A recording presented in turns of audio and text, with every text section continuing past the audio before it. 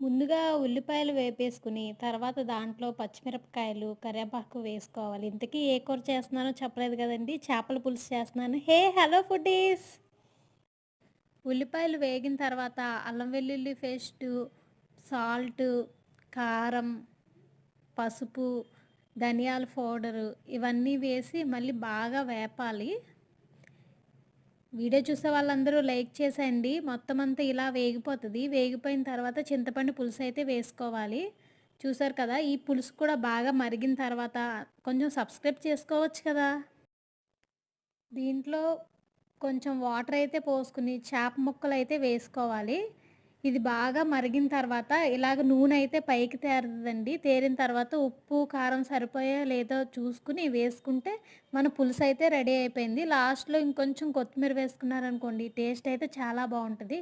నచ్చితే కొంచెం లైక్ చేసేయొచ్చు కదా!